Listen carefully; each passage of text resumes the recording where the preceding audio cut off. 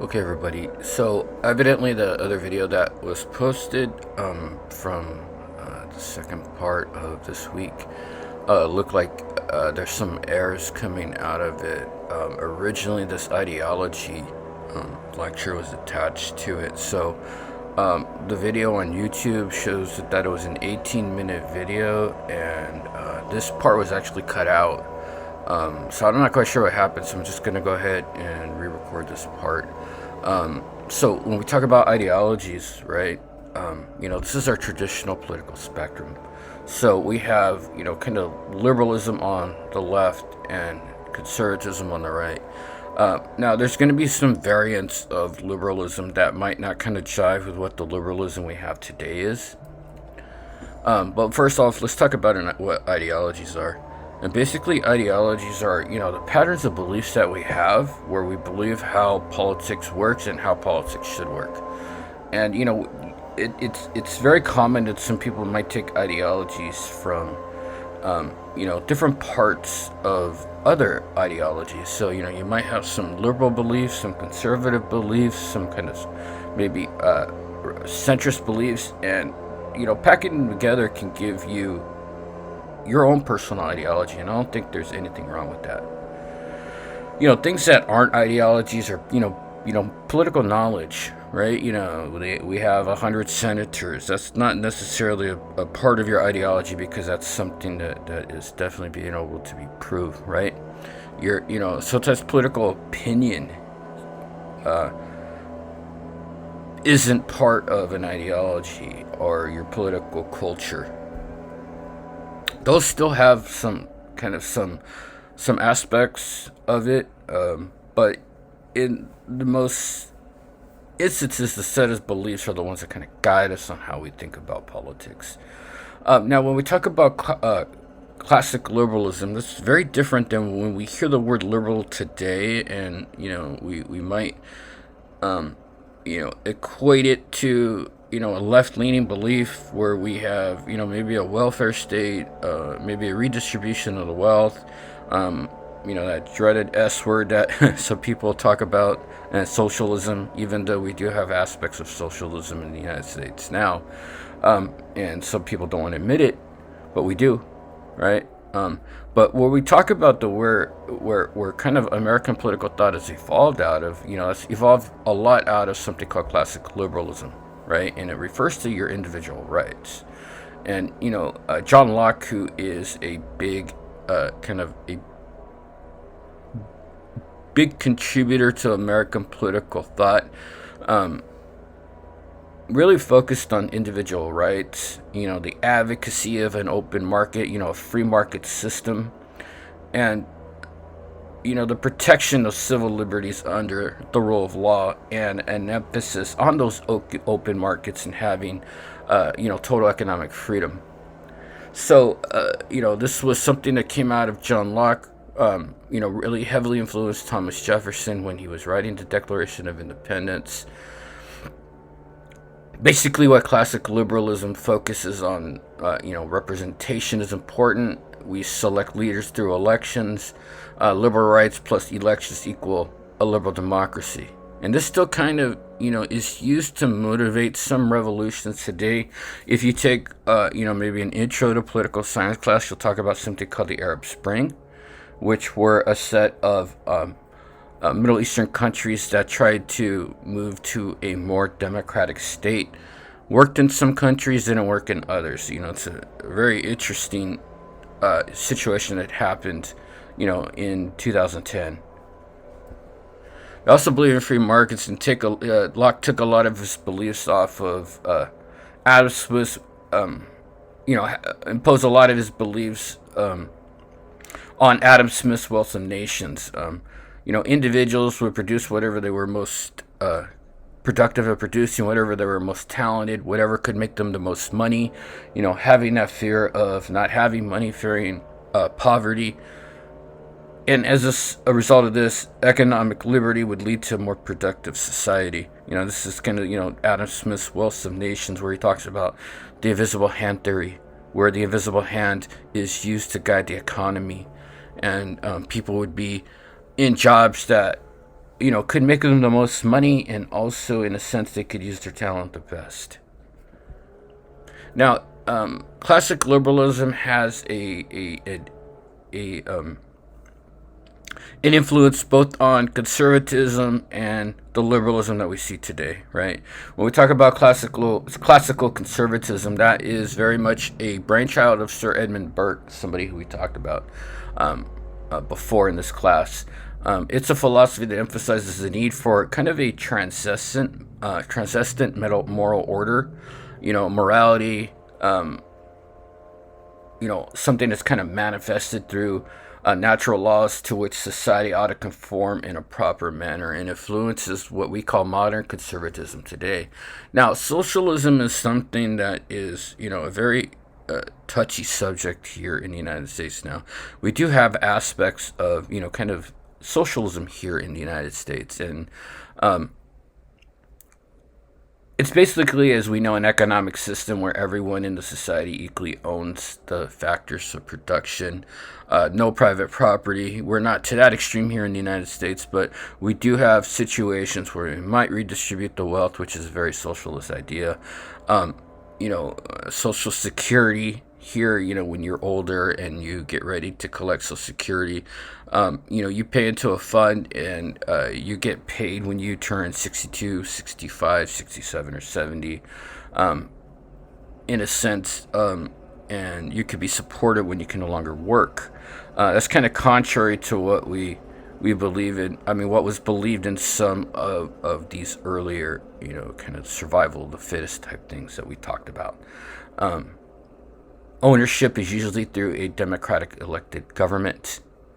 And it would also be a cooperative between people and public corporations where everybody owns shares of land, labor, entrepreneurship, capital, and natural resources.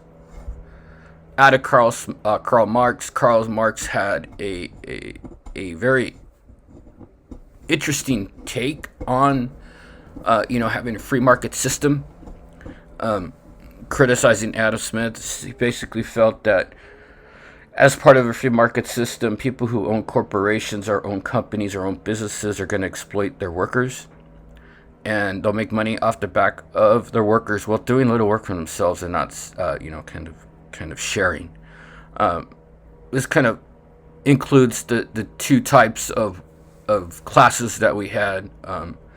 The proletariat, and who are the people, and the bourgeoisie, who are the people that own the companies. So the proletariat are basically what we call the masses that we've been talking about, and they make money by selling their labor, and we all do that. We sell our own labor. We get a job. We do work for a company or a corporation, and in a sense, we get money for that, and then we, not to get too much into economics, we use the money that we get from our labor and spend it on, maybe personal property or things like rent and stuff like that. And then those people will take that money and invest it in a business. So it goes kind of in a circular motion. Okay, let's go ahead, and we're not going to get too hung up on this. I just wanted you guys to look a little bit at the Marxist view. But the most important thing that Marx thought was that these factory owners, or these business owners, or these agricultural owners, or these corporations that we have now exploit their workers. So that was his criticism of Adam Smith and his criticism of capitalism. And, capitalism is the thought where, you try to make money, and you try to make as much money as you want, right, as you can. And that's not necessarily a bad thing, right? So, in socialism, workers are no longer going to be exploited since they own the means of production. There's going to be a redistribution of the wealth. And the cooperative system realized that even those who can't work must have their basic needs met for the good of the whole. And we do have that situation here in the United States where, if you lose your job by no fault of your own, or you're disabled, you can collect money from the government, right? This would eliminate poverty. No one is going to be discriminated against. You would have health care and education, two things that kind of dominate our news right now, where there's different thoughts between the left and the right on, maybe a system of nationalized healthcare, or free public education past high school. So we do have some really socialist thoughts here, and like I said, it's not necessarily putting the country onto the path of a totally socialistic communist type government. But sometimes people don't notice that. Disadvantages, socialism is that it relies on the cooperative nature of humans to work. One thing that Adam Smith and John Locke believe is that we're maybe naturally competitive, and we may want to. I think this is something that is very true. Is that we always want more, right? Another criticism: it doesn't reward people for being entrepreneurial and competitive. People won't be as innovative as in a capitalist society. And the third possibility is that the government set up to represent the masses may abuse its position and claim power for itself. So, things might look a little bit, kind of familiar here for all of us. Now, we talked a little bit about classical conservatism, and that kind of evolves into something what, we have here in the United States now as known as modern conservatism. Classical conservatism is a classically right-wing ideology that tends to be elite and focus on the issues of the state rather than social issues. So much more economic issues, and not necessarily that public welfare state that we kind of need to take a look at here in the United States. It's very much the ideology of authority, hierarchy, order, and tradition with a focus on the collective over individual liberty. And we'll talk a little bit more about something that's kind of added when we get to modern conservatism. Now, modern liberalism is very different than what we have with classic liberalism. So don't get too hung up on the word liberalism when we talk about these two things. If we look at this today, modern liberalism is the dominant version of liberalism here in the United States at this time. It's characterized by a sense of social liberalism and combines the ideas of civil liberty and equality with support for, social justice and a mixed economy. We have very much a mixed economy here in the United States. So you're going to usually have three types of economies. Market economy, which is capitalist, free market, right? Mixed economy and a command economy. A command economy is an economy that is run strictly by a state or a governing body. But we do have mixed economy here in the United States, and the best way, to kind of look at the need for a mixed economy is, I think I mentioned it in a previous lecture, or it might be a future lecture coming up, is in a mixed economy, you need government intervention in order to protect the people in the economy. Because if we go out and buy a car, we want to make sure that it's safe and the next day that it works and it has all these, these things that are put into it to protect us while we're driving. So that is, government intervention on that, right? If we went to a pure capitalist system, we wouldn't have that. But, even people both on the left and the right kind of have to agree that in some instances the government needs to step in and, maybe protect consumers as well as employees. We have employee protection laws here, which we talked about when we're going through the progressive era. But when we also look at this kind of new modern liberalism that we had, it evolved out of FDR's New Deal, where a lot of programs that were, originally run by maybe the states or by some private corporations were taken away and given to the federal government, in a sense increasing the size of the federal government. And out of the New Deal, we got things like Social Security, unemployment, and stuff like that. If we would focus on what we talk about with modern liberalism today, obviously that is somebody that is pro-choice, maybe pro-same-sex marriage, pro-social justice.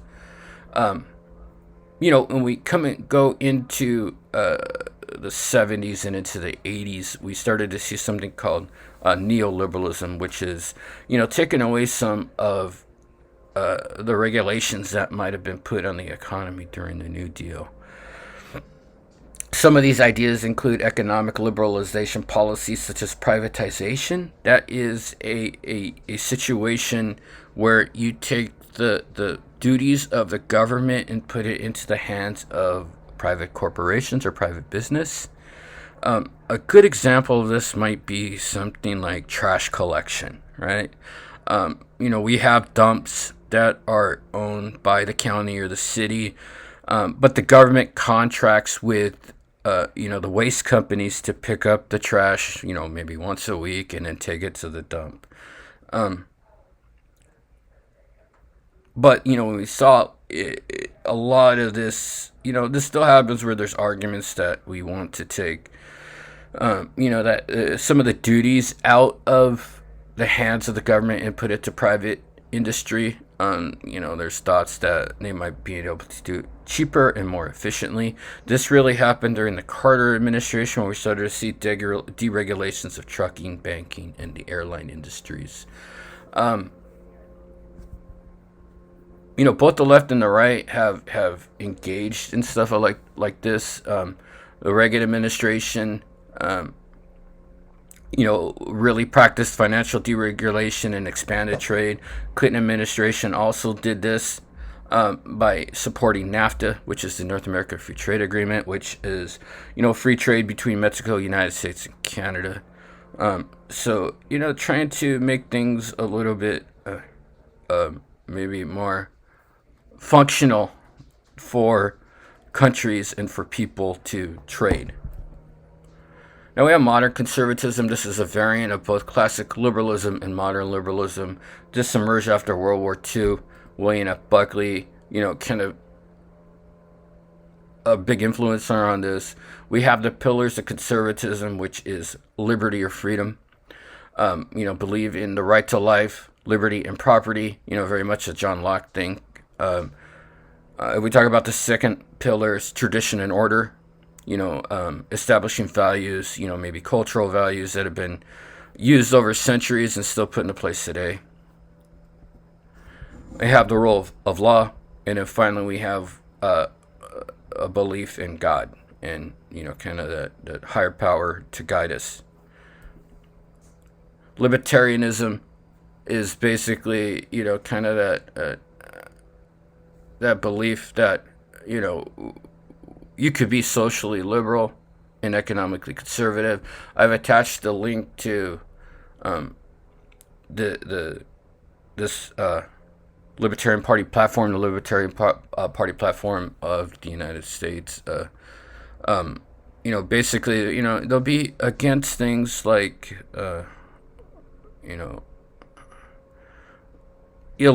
making same-sex marriage illegal because, they believe it's an individual right. And basically, I guess the way to characterize a libertarian position is that it's somebody that is, in a sense,